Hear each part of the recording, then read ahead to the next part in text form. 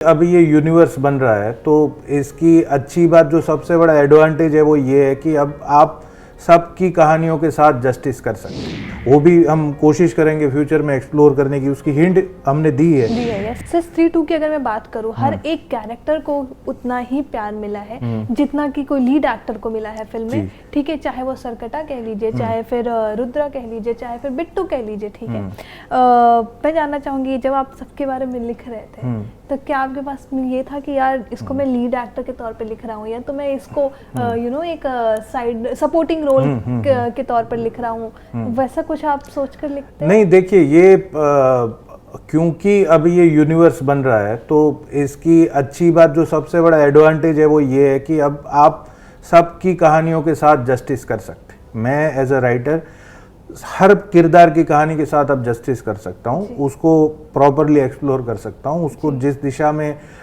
उसको लोगों को पूरा उसकी बैक स्टोरी क्या है, उसका पास्ट क्या रहा है, वो उसका फ्यूचर क्या होगा, उसको क्या चाहिए। क्योंकि मोस्टली फिल्मों में ना वो मिस आउट हो जाता है, क्योंकि फिल्म जो है वो 2-2.25 घंटे की ड्यूरेशन में ही होती है और मोस्टली जो प्रोटैगनिस्ट होता है आपका नायक, उसके इर्द गिर्द कहानी आपकी घूमती रहती है, तो दूसरे कैरेक्टर्स को एक्सप्लोर करने का मौका नहीं मिलता।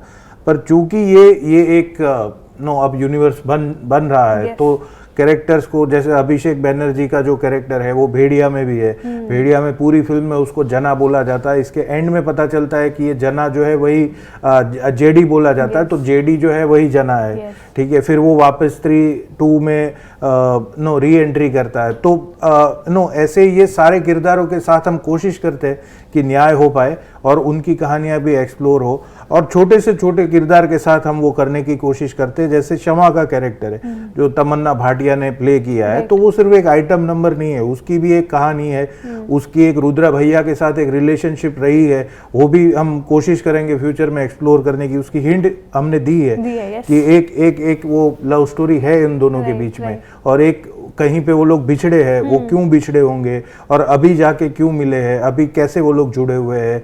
या फिर चिट्टी का जो कैरेक्टर है जो आन्या ने प्ले किया है, जो बिट्टू की गर्लफ्रेंड है, उसकी भी कहानी है। तो ये सारे किरदार है, छोटे से छोटे बड़े से बड़े सबकी कहानियां है, और यही मिलके एक मनोरंजक फिल्म बनती है। क्योंकि यूनिवर्स आ रही है तो अक्षय कुमार लीड एक्टर है इसमें।